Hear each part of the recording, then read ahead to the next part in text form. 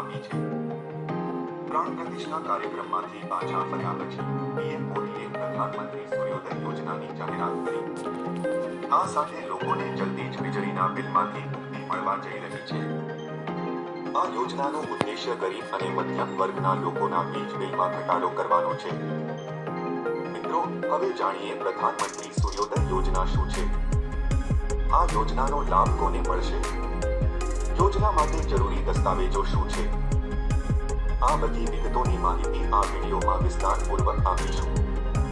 અને હા મિત્રો, જો આપ આ ચેનલ પર નવા હોય તો ચેનલને સબસ્ક્રાઇબ જરૂર કરશો અને બેલનો આઇકોન પ્રેસ કરી દેશો જેથી આપને અમારા નવા વિડીયોની નોટિફિકેશન મળતી રહે।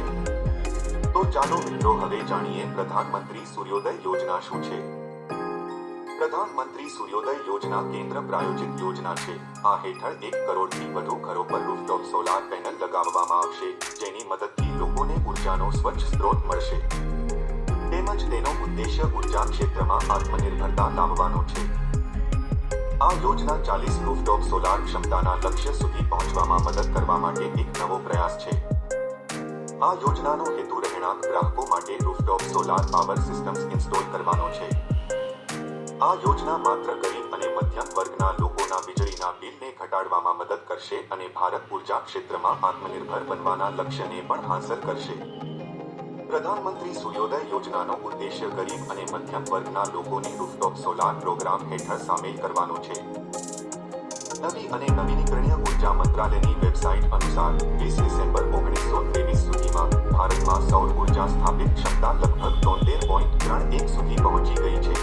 ડિસેમ્બર 1923 સુધીમાં રૂફટોપ સોલર ક્ષમતા લગભગ 11.08 છે।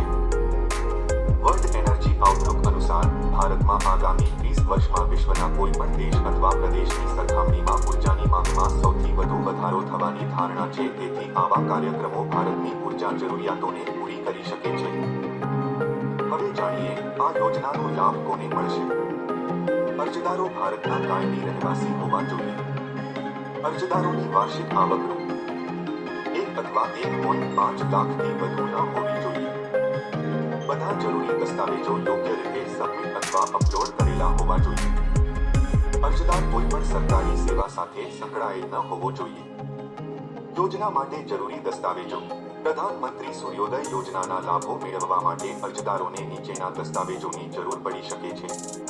અરજદારનું આધાર કાર્ડ, ડોમિસાઇલ પ્રમાણપત્ર, વીજળી બિલ, અરજદારનું આવકનું પ્રમાણપત્ર, mobile number, bank passbook, passport સાઇઝનો ફોટો, રેશન કાર્ડ। વધુ માહિતી માટે તમે પ્રધાનમંત્રી યોજનાની સત્તાવાર વેબસાઇટની પણ મુલાકાત લઈ શકો છો। જો આપને આ વિડીયો ગમ્યો હોય તો આપના પરિવારજનો અને મિત્ર મંડળમાં શેર કરશો અને ચેનલને લાઇક અને સબસ્ક્રાઇબ કરશો।